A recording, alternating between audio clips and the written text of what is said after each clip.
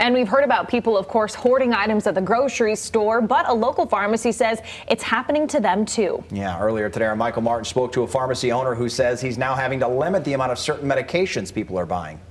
Well, as more and more businesses across West Michigan continue to shut their doors due to concerns over COVID-19, places like Keystone Pharmacy remain open and busier than ever, making sure that you have access to not just potentially life-saving medication, but also other health essentials. There's a huge uptick in business, and it's largely just because people are afraid. Dr. David Miller and his dedicated staff at Keystone Pharmacy are busy in every sense of the word. Without the services that pharmacists provide, people don't get their medicine, and people could potentially die. Despite Governor Whitmer's stay home, stay safe order Monday, the Cascade Road location will remain open, but with only drive-through service. We're trying to limit the amount of people that come in and out of the store, just to limit the exposure of my staff to the patients and the patients to the staff. So we're having to get creative. We're using our drive-through window exclusively. Dr. Miller says his staff has recently had to set limits on the amount of some medications patients are allowed to buy. There was a study that came out of China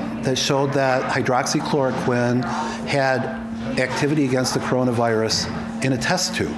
These studies are being replicated throughout the world in people. Last week we had some very unscrupulous doctors that have tried to obtain hundreds of doses of hydroxychloroquine for them and their family that could potentially put other people at risk. But it's not just medications showing promise in directly treating COVID-19. Dr. Miller says patients are also trying to stock up on some common over-the-counter meds. We had a patient stop in last week who wanted to buy 10 bottles of Tylenol for her and her family.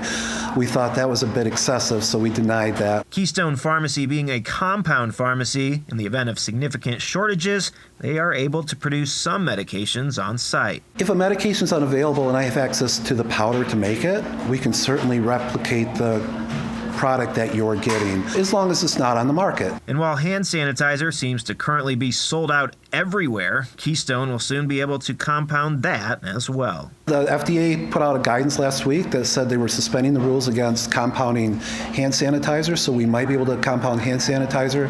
The difficulty is getting the alcohol as the starting ingredient, but we expect to have some of the 99% alcohol in within a couple weeks. Dr. Miller and his staff stays focused on making sure their community has access to the things they need in this difficult time. They are rallying to help take care of our customers. They're rallying so well.